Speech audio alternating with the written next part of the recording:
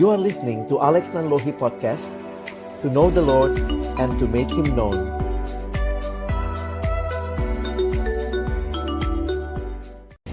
Bapa di dalam surga, kami datang dalam ucapan syukur pada sore hari ini.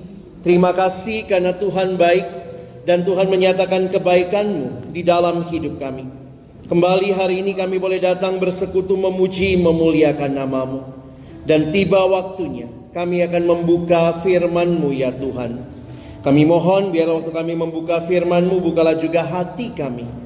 Jadikanlah hati kami seperti tanah yang baik, supaya ketika benih firman-Mu ditaburkan boleh sungguh-sungguh berakar, bertumbuh, dan juga berbuah nyata di dalam hidup kami. Berkati hamba-Mu yang menyampaikan, semua kami yang mendengar, Tuhan tolonglah agar kami bukan hanya jadi pendengar-pendengar firman yang setia, tapi mampukan dengan kuasa pertolongan dari Roh-Mu yang kudus, kami dimampukan menjadi pelaku-pelaku firman-Mu di dalam hidup kami, di dalam keseharian kami. Bersabdalah ya Tuhan, kami umat-Mu sedia mendengarnya. Di dalam satu nama yang kudus dan berkuasa, nama Tuhan kami Yesus Kristus, Sang Firman yang hidup, kami menyerahkan pemberitaan firman-Mu. Amin. Shalom. Selamat malam teman-teman yang dikasihi dalam Tuhan Yesus Kristus. Bersyukur kesempatan ini Tuhan berikan kita boleh ibadah bersama. Dan kemudian kita juga bersyukur dengan tema yang diberikan, yang sudah sangat tercermin nampaknya di lagu-lagu yang kita nyanyikan ya. Hari ini kita akan melihat tentang every season with God. Setiap musim kehidupan bersama dengan Tuhan. Memang kita di Indonesia musimnya cuma dua ya. Musim panas sama hujan gitu ya. Nah, kalau kita ada di luar negeri, di negara 4 musim, maka biasanya setiap musim itu punya ciri-cirinya sendiri. Nah, teman-teman yang dikasihi Tuhan, saya ingin mengajak kita merefleksikan sebentar gitu ya. Saat Anda melihat ke belakang, khususnya selama tahun ini, bagaimana Anda melihat tangan Tuhan bekerja di dalam berbagai musim kehidupan Anda. Ada saatnya musim kehidupan yang nampaknya begitu dingin, mulai dengan musim gugur misalnya. Apakah ada momen spesifik di mana Anda merasa sangat didukung atau dihibur oleh Tuhan? Kita sudah melewati 11 bulan ya. Ada yang bilang tidak terasa, ada yang mungkin bilang berasa banget bang ya. Nah karena itu melewati itu semua, mungkin ada yang jadi ragu, ada yang merasa tetap percaya.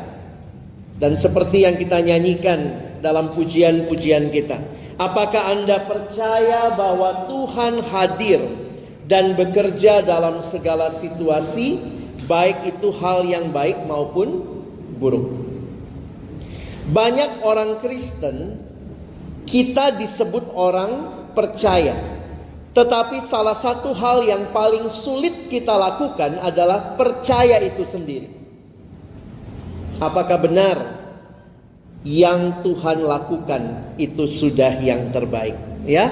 Jadi teman-teman yang dikasihi Tuhan, saya berharap hari ini waktu sama-sama kita belajar firman Tuhan, kita akan bisa melihat lebih jelas apa yang Tuhan mau nyatakan. Tuhan memang tidak pernah berjanji hidup tanpa pergumulan. Coba baca di mana? Di Alkitab. Abang udah baca bolak-balik, tidak ada itu. Kalau kau percaya padaku akan tidak ada pergumulan dalam hidupmu. Tidak ada janji seperti itu. Lalu apa janjinya? Janjinya adalah penyertaan Tuhan. Di dalam masalah yang paling berat sekalipun, aku hadir dan menyertaimu. Nah karena itulah saya ingin mengajak kita melihat sebuah mazmur untuk merefleksikan tema kita, supaya teman-teman secara sederhana bisa pegang mazmur ini, bisa pegang apa yang firman Tuhan sampaikan Mazmur 121. Kita akan membaca ayat 1 sampai dengan ayat yang ke-8. Mari kita akan baca bergantian. Abang akan baca ayat 1, teman-teman baca ayat 2. Kita bergantian sampai ayat 8, ya. Nyanyian ziarah. Aku melayangkan mataku ke gunung-gunung, dari manakah akan datang pertolonganku?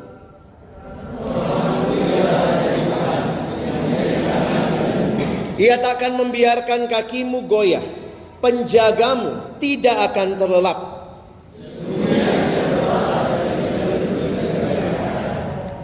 Tuhanlah penjagamu, Tuhanlah naunganmu di sebelah tangan kananmu.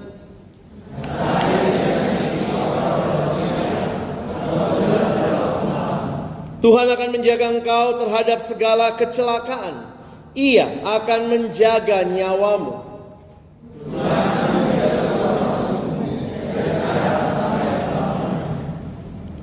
Teman-teman yang dikasihi Tuhan, Mazmur 121 dimulai dengan sebuah gambaran, judulnya nyanyian ziarah.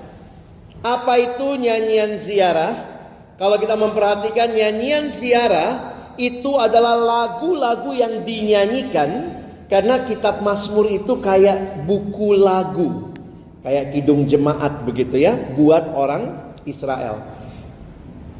Laki-laki dewasa Yahudi setiap tahun harus datang ke bait suci untuk 3 hari raya. Nah, jadi mereka itu kalau berjalan menuju ke Yerusalem, pada waktu mendaki menuju Yerusalem, mereka menyanyikan lagu-lagu dari kumpulan lagu yang dikenal sebagai nyanyian ziarah. Di kitab Mazmur, nyanyian ziarah itu dari Mazmur 120 sampai Mazmur 134. Makanya kalau kita perhatikan, kalau kalian punya Alkitab berbahasa Inggris, itu disebut sebagai nyanyian pendakian, ascension song.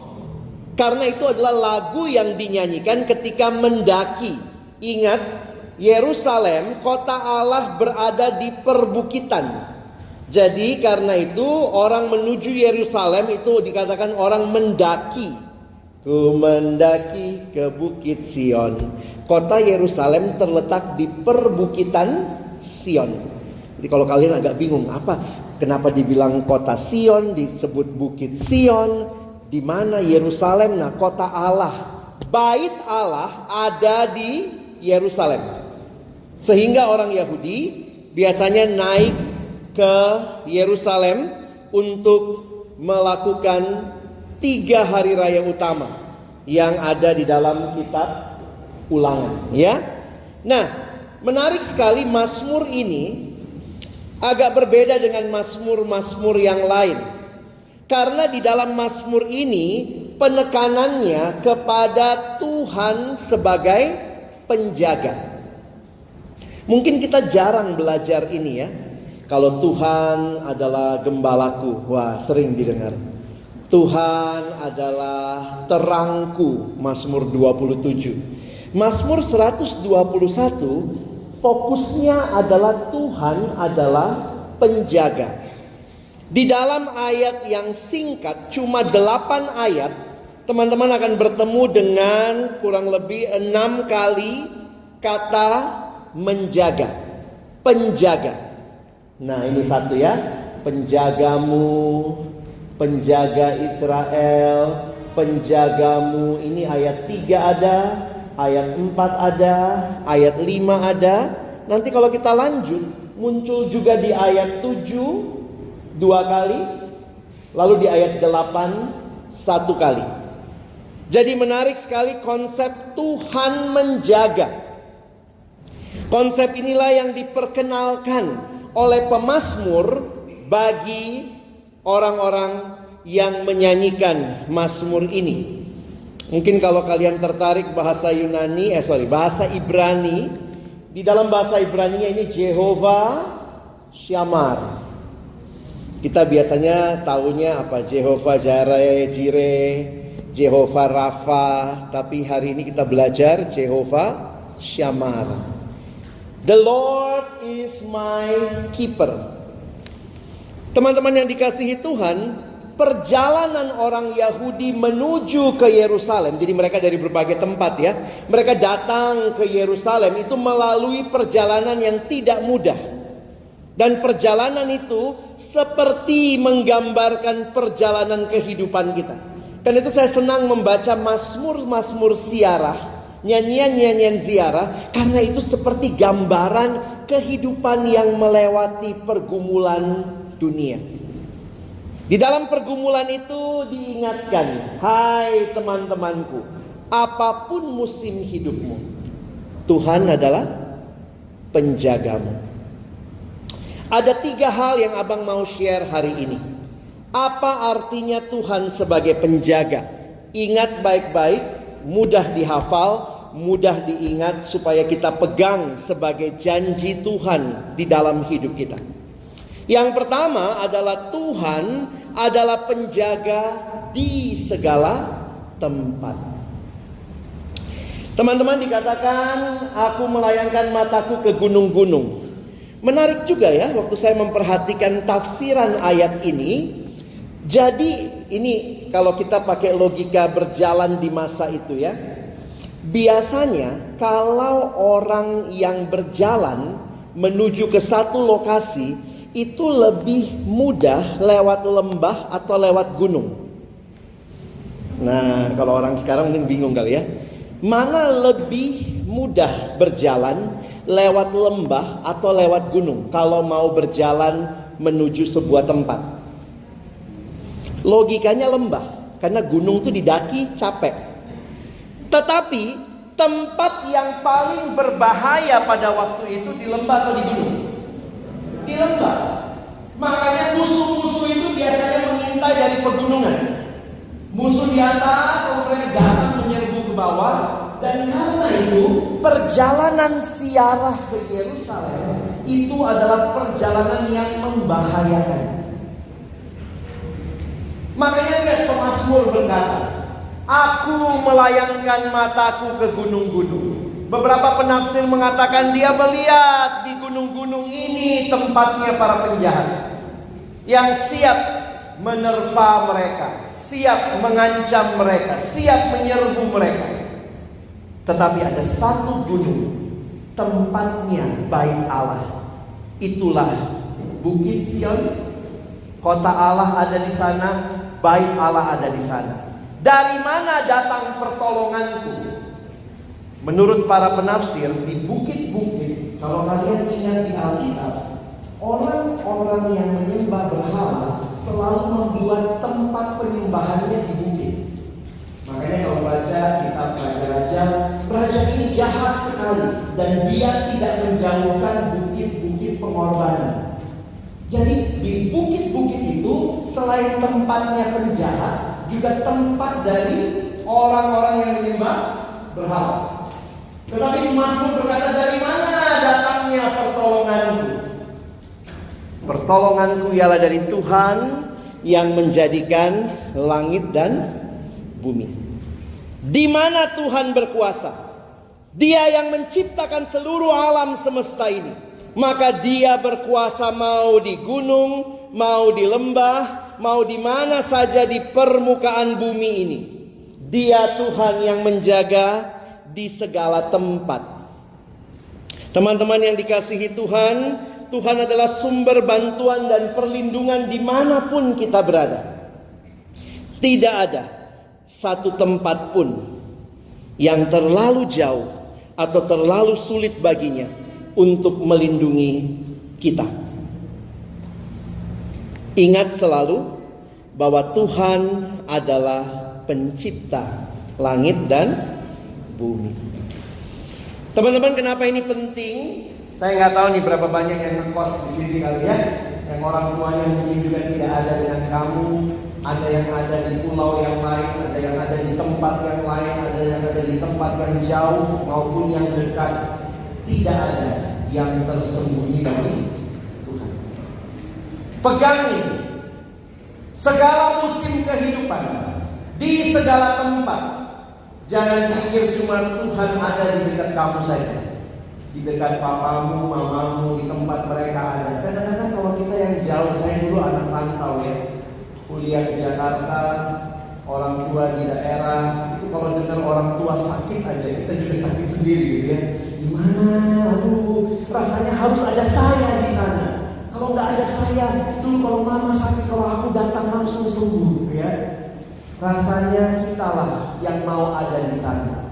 Tapi hari ini saya ingatkan bahwa Dia Tuhan yang ada di segala tempat. Ini menolong kita untuk tidak ragu menjalani kehidupan. Ini yang pertama. Yang kedua, yang tidak kalah penting, Dia bukan hanya Tuhan yang hadir dan menjaga di segala tempat. Dia Tuhan yang menjaga di segala waktu. Pemazmur menggunakan dua tanda waktu. Pada waktu siang, pada waktu malam. Matahari yang menguasai siang tidak akan menyakiti engkau pada waktu siang. Bulan yang menguasai malam tidak akan membuat kita sakit atau menyakiti kita pada waktu malam. Teman-teman, kenapa ini penting? Teman-teman, pada zaman itu waktu saya pelajari, kata syamar, penjaga, itu diambil dari orang-orang yang menjadi prajurit yang biasanya mengawal menara atau tembok kota. Nah, sedikit ilmu tentang masa lalu ya. Pada masa itu, kota itu selalu punya tembok. Kenapa? Karena waktu itu, kalau tidak ada temboknya, musuh gampang sekali menyerbu. Jadi cara terbaik, kota itu punya tembok. Nah, di tembok-tembok itu ada menara, di mana pengawal di situ akan berjaga-jaga. Nah, itu yang dipinjam oleh pemazmur. Penjaga yang akan berjaga. Jadi kalau dia di menara, musuh dari jauh dia udah lihat. Dia akan kasih tahu. Waktu abang pelajari, ternyata juga dari dulu sudah ada shift ya. Jadi ada yang shift pagi, ada yang shift malam. Dan biasanya yang lebih mudah ngantuk yang shift apa? Malam itu ya. Asal gelap aja kita gampang tidur gitu ya. Makanya perhatikan kalimat ini. Tuhan adalah penjaga yang terjaga, tidak pernah tidur atau lengah. Dia selalu waspada dan siap menjaga kita. Perhatikan kalimat, penjagamu tidak akan terlelap. Kalau ada waktu-waktu tertentu yang rasanya penjaganya gampang ketiduran. Nah, langit mengkonfirmasi. Penjagamu ada di segala waktu. Kalau bicara yang namanya penjaga, dia bisa ketiduran. Tapi Allah kita, Allah yang tidak pernah tidur. Kalau kita masih dalam satu time zone sih nggak berasa ya. Tapi misalnya kalau kamu punya teman, keluarga yang ada di luar negeri yang jauh beda jamnya, kita bangun dia tidur. Kita tidur dia bangun. Jadi rasanya, oh Tuhan lagi tidur di sana ya. Di sini Tuhan bangun, tidak. Dia adalah Allah yang menjaga di segala waktu. Yang terakhir, Dia adalah Tuhan penjaga di segala situasi. Perhatikan istilah yang digunakan. Dia akan menjaga engkau terhadap segala kecelakaan. Dan dia akan menjaga keluar masukmu. Ini bukan sekali-sekali, tetapi dari sekarang sampai selama-lamanya. Tuhan penjaga di segala. Apa yang pertama? Tempat. Yang kedua di segala waktu. Yang ketiga di segala. Perhatikan penjelasannya. Dalam perjalanan ke Yerusalem ada berbagai ancaman yang mungkin dihadapi, baik secara fisik maupun secara spiritual. Dan di sini Tuhan dijelaskan sebagai penjaga yang melindungi dari segala bentuk malapetaka, menyelamatkan jiwa dan menjaga selama perjalanan kehidupan. Nah, teman-temanku yang dikasihi Tuhan, 3 hal ini yang abang rindu kamu pegang. Apapun musim kehidupan yang telah kamu lalui dan yang masih mungkin akan kamu jalani, selalu ingatkan dirimu, Tuhan penjaga di segala tempat, di segala waktu, di segala situasi. Kalau lihat ke belakang, pikirkanlah tantangan-tantangan yang Anda hadapi tahun ini. Saya nggak tahu seberapa reflektif kamu. Kalau anak sekarang bilang, udahlah bang, cuek aja, life is just flow. Tapi bagi saya, ada kalimat yang menarik ya. It's the stop that keeps you going. Orang-orang yang bisa terus maju adalah orang-orang yang bisa berhenti sejenak, berpikir, merefleksikan apa yang sudah saya pelajari dalam hidup yang saya lalui. It's the stop that keeps you going. Kalau kamu cuma maju terus, sibuk terus dengan kehidupan, tidak punya waktu-waktu berdiam diri sebentar. Kita suka ngomong begini ya, pengalaman adalah guru yang terbaik. Bagi saya bukan pengalamannya, tapi saya mau tambahkan, pengalaman yang direfleksikan itu guru terbaik. Kalau cuma pengalaman doang, ya udah, kemarin saya ujian nilainya bagus, kemudian ya sudah saya bikin judul, kemudian dosennya approve, saya sudah sidang ini, semua itu pengalaman. Tetapi pengalaman yang direfleksikan, yang waktu kamu berdiam diri, Tuhan, terima kasih ya, kok dosen saya setuju ya judul ini. Puji Tuhan. Kita berhenti, kita merefleksikan. Pengalaman yang direfleksikan itu menjadi guru bagi kita.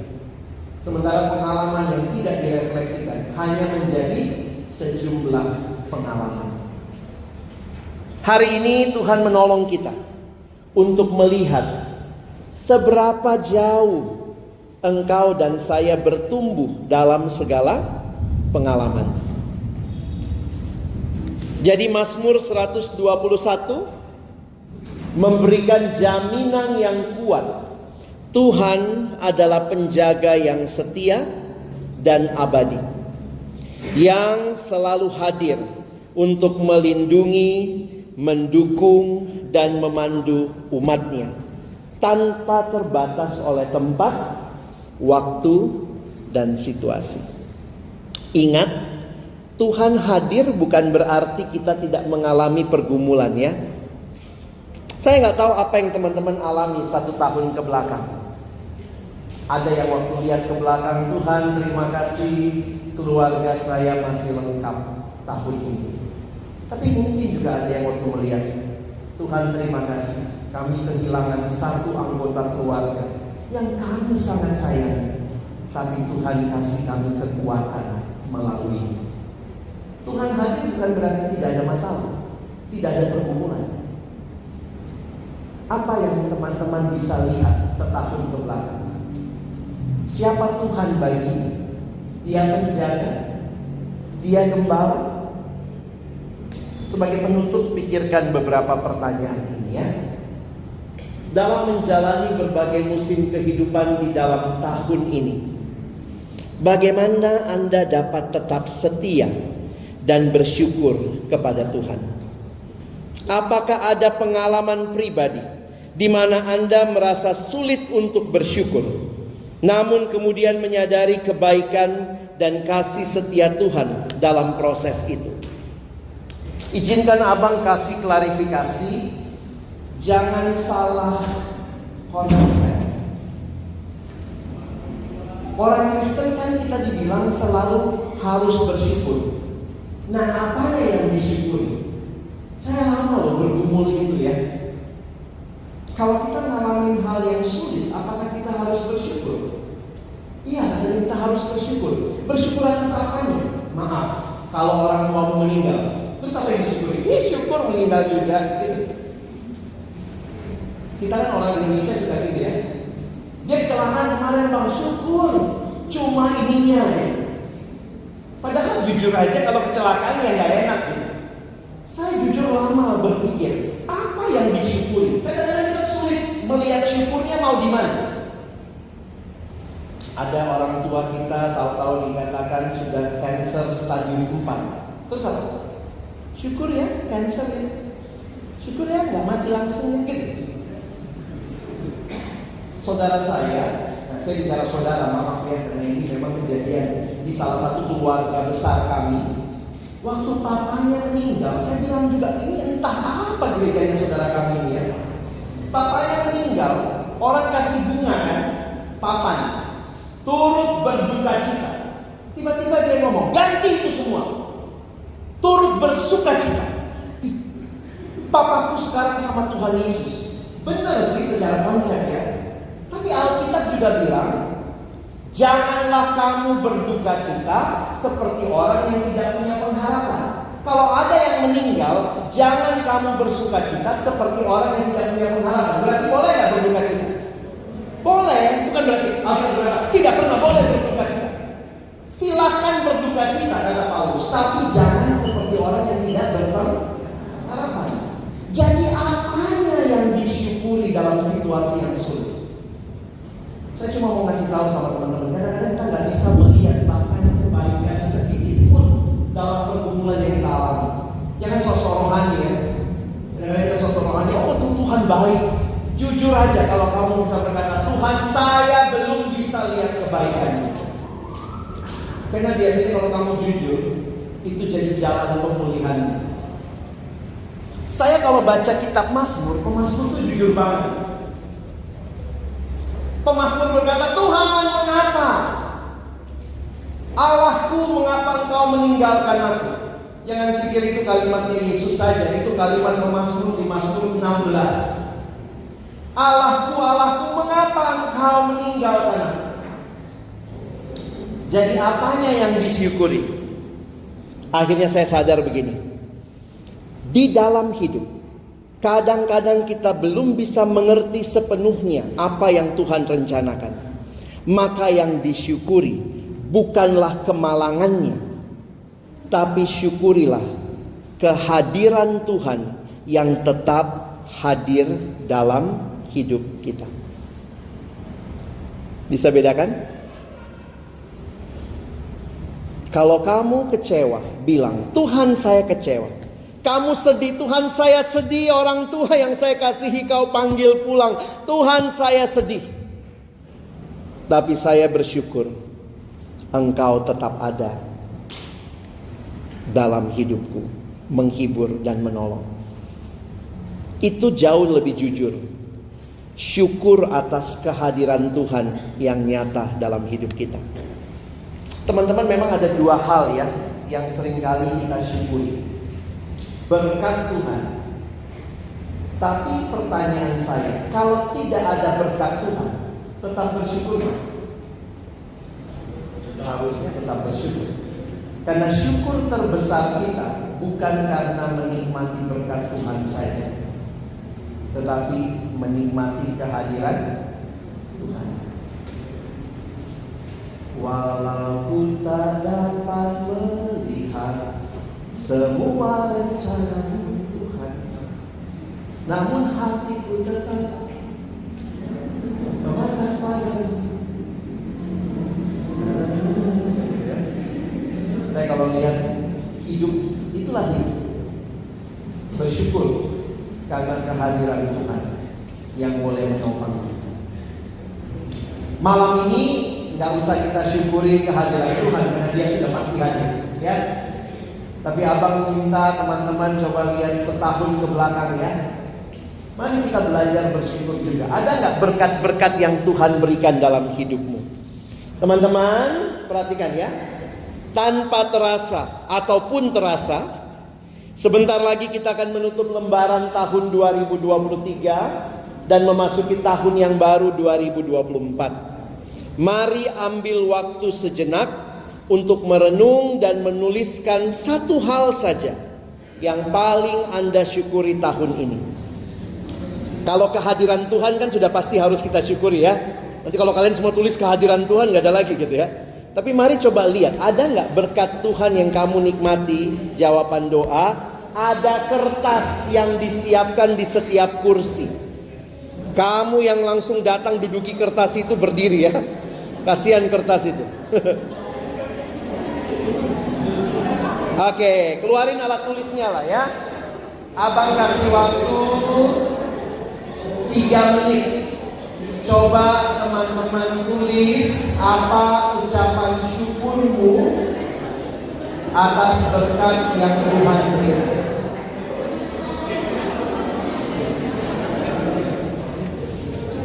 Ditulis saja, nggak usah di-sharingkan sama temannya ya. Ini kertas untukmu. Ini remindermu. Jadi nanti kalian simpan ya. Tapi coba tulis. Sesudah tulis nanti berdiam diri sebentar, doakan.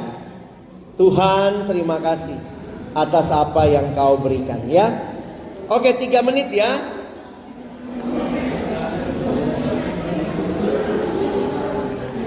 Bukan disuruh sharing ya. Tulis. Terima kasih Tuhan untuk kasih setiamu yang ku alami dalam hidupku. Terima kasih Yesus untuk kebaikanmu. Sepanjang mari berdiri bersama-sama di hadapan Tuhan. Kita katakan terima kasih Yesus. Terima kasih Yesus.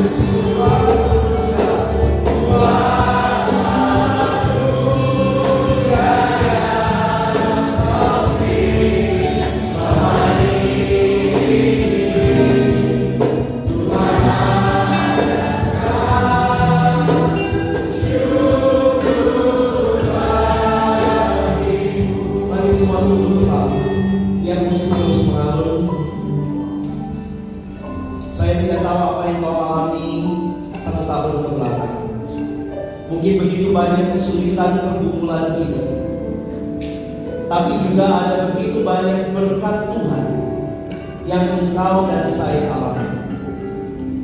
Tapi lebih khusus lagi, kehadiran Tuhan yang tidak pernah meninggalkan kita. Karena itu malam ini, mari kita bersyukur kepada Tuhan. Melewati every season in life, Tuhan hadir memberkati kita. Apa yang kau tulis menjadi ucapan syukur. Terima kasih Tuhan. Mari kita doakan. Teman-teman, saya ajak sama-sama kita berdoa bersyukur untuk apa yang kita tulis sebagai ungkapan terima kasih kita kepada Tuhan. Mari ambil waktu ini untuk berdoa bersyukur secara pribadi.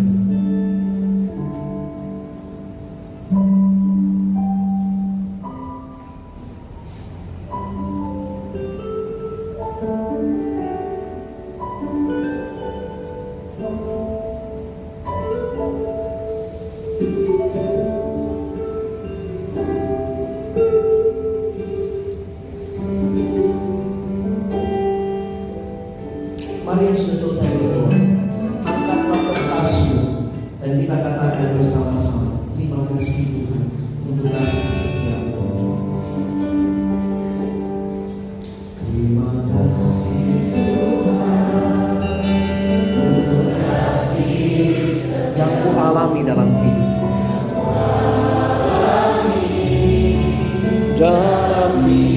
Terima kasih Yesus, terima kasih Yesus untuk kebaikan-Mu sepanjang hidup. Katakan terima kasih Yesusku, terima kasih Yesus buat anugerah yang Kau beri.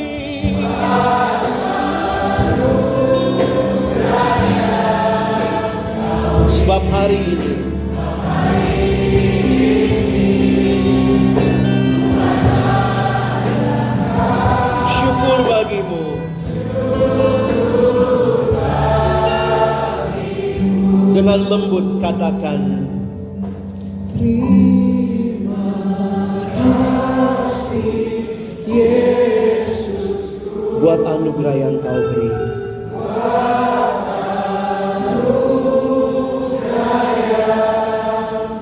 Sebab hari ini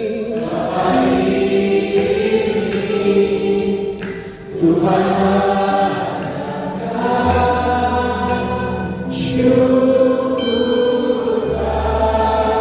yang perempuan katakan, sebab hari ini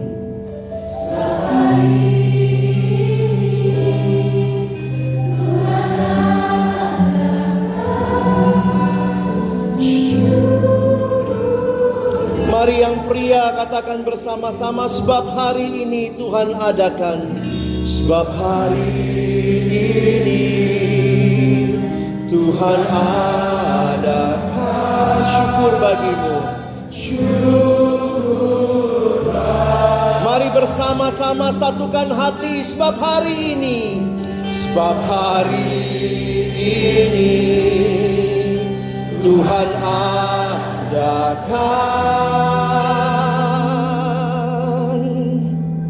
Syukur bagimu. Tuhan, terima kasih. Kalau hari ini ada bukan karena kami kuat dan kami layak. Kalau hari ini ada hanya karena kasih-Mu bagi kami. Karena itu kami mau menaikkan syukur kami. Melewati berbagai pergumulan kehidupan. Kami bersyukur kami tidak dibiarkan sendiri. Tuhan hadir menopang kami. Dan karena itulah kami percaya seperti janji firman-Mu. Engkau Tuhan penjaga kami di segala tempat, di segala waktu, di segala situasi. Kami mau maju melangkah, bukan karena kami kuat, bukan karena kami layak dan mampu, tapi karena kami punya penjaga yang tidak pernah terlelap, penjaga yang tidak pernah tertidur, penjaga yang selalu ada bersama kami. Karena itulah kami percaya dan berserah. Sekali lagi terima kasih untuk firman-Mu. Terima kasih untuk setiap hati yang terbuka yang hari ini berkata terima kasih Tuhan. Mungkin hal-hal yang simple. Kami masih punya keluarga yang lengkap. Kami masih bisa studi. Kami masih bisa makan dan minum.